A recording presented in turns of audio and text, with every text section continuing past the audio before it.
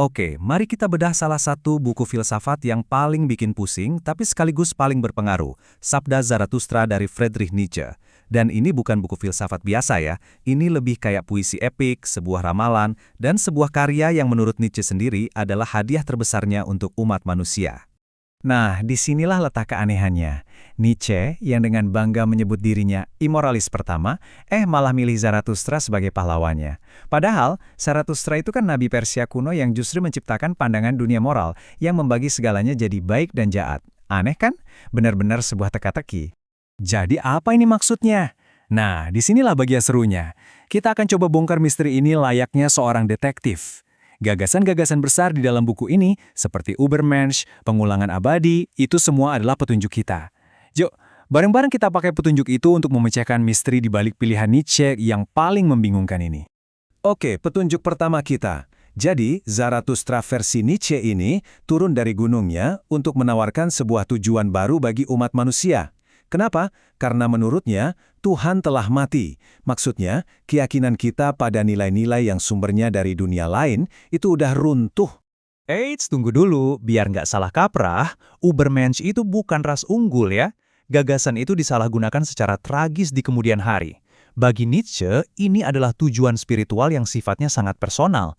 Ini tuh semacam panggilan bagi setiap individu untuk melampaui versi diri mereka saat ini, untuk berhenti mencari makna di luar sana, dan mulai menciptakannya sendiri di sini, di bumi. Jadi Zarathustra ini seolah-olah menyodorkan kita sebuah pilihan yang sangat tegas. Di satu sisi, ada jalan menuju Übermensch, sebuah perjuangan untuk jadi lebih hebat dari diri kita yang sekarang. Tapi, di sisi lain, ada bahaya dari manusia terakhir. Coba bayangin deh, sebuah masyarakat yang cuma mau nyaman dan aman doang, nggak ada lagi ambisi besar, nggak ada lagi yang berani ambil risiko, pokoknya cuma kepuasan dangkal. Nietzsche menggambarkan manusia terakhir ini sebagai sosok yang udah capek sama hidup. Dia mau kita jijik melihat gambaran ini. Oke, petunjuk kedua kita, wah ini yang paling berat. Nietzsche sendiri menyebutnya pikiran yang mengerikan. Ini adalah ujian pamungkas dalam perjalanan menuju Übermensch. Jadi siap-siap ya. Coba deh bayangin beban psikologis dari gagasan ini. Setiap kesalahan yang pernah kamu buat, setiap penderitaan, setiap kebahagiaan, semuanya akan kembali lagi persis sama berulang-ulang selamanya. Ini bukan teori fisika ya, tapi lebih ke eksperimen pikiran untuk mengukur seberapa dalam kita mencintai hidup ini.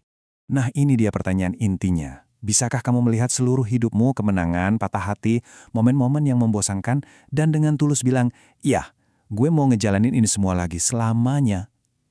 Buat Nietzsche, kemampuan untuk memeluk takdirmu sepenuhnya seperti ini adalah bentuk penegasan hidup yang paling tinggi. Inilah yang ia sebut kehendak untuk berkuasa. Bukan untuk menguasai orang lain, tapi untuk menguasai diri sendiri dan secara aktif menciptakan hidup yang layak diulang. Nah, sekarang kita sudah pegang dua petunjuk utamanya, Übermensch dan pengulangan abadi.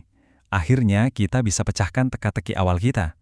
Kenapa Nietzsche menamai pahlawannya Zarathustra, si pencipta moralitas? Jawabannya ada di konsep penaklukan diri. Logika Nietzsche yang ia jelaskan di autobiografinya sebenarnya sangat elegan. Coba perhatikan 3 langkah ini. Pertama, sang pencipta, Zarathustra di masa lalu adalah orang yang menciptakan ide baik versus jahat. Kedua, kebajikan utamanya adalah apa? Kejujuran. Nah, ketiga ini kesimpulannya, kalau dia benar-benar jujur, kejujuran itu pada akhirnya akan memaksa dia untuk melihat kesalahannya sendiri.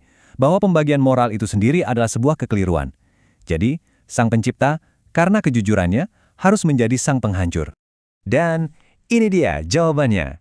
Zarathustra versi Nietzsche adalah simbol yang luar biasa kuat. Dia melambangkan proses penggunaan nilai-nilai tertinggi kita, dalam kasus ini kejujuran, untuk mempertanyakan dan akhirnya melampaui nilai-nilai itu sendiri demi menciptakan sesuatu yang baru, sesuatu yang lebih menegaskan kehidupan. Ya, seperti yang bisa kita bayangkan, buku dengan ide-ide seradikal ini pasti meninggalkan warisan yang sangat kuat sekaligus rumit. Nietzsche sendiri percaya ini adalah karya terbesarnya. Sebuah buku yang, katanya, suaranya akan terdengar melintasi abad. Pengaruh buku ini memang luar biasa dan kompleks. Kita bisa lihat di lini masa ini. Buku ini menginspirasi karya musik yang ikonik. Tapi juga, dan ini penting banget, idenya diselewengkan habis-habisan oleh Nazi. Biar jelas ya, ini adalah penafsiran yang benar-benar salah. Nietzsche sendiri benci banget sama antisemitisme dan nasionalisme Jerman yang sempit. Warisannya dirusak oleh orang-orang yang tidak pernah ia dukung sama sekali. Oke, jadi mari kita rangkum semua petunjuk kita. Sabda Zarathustra itu bukan buku panduan, tapi sebuah puisi yang mendorong kita ke tujuan baru, Übermensch. Buku ini memperingatkan kita tentang bahaya menjadi manusia terakhir yang apatis. Dan buku ini menguji cinta kita pada hidup dengan pertanyaan berat tentang pengulangan abadi. Dan akhirnya teka-tekinya terpecahkan.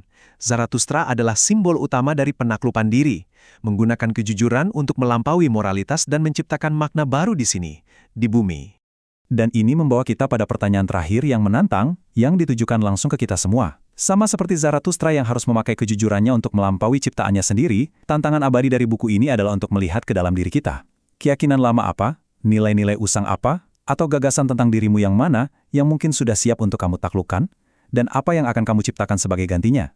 Nah, itulah tantangan yang Zarathustra tinggalkan untuk kita semua.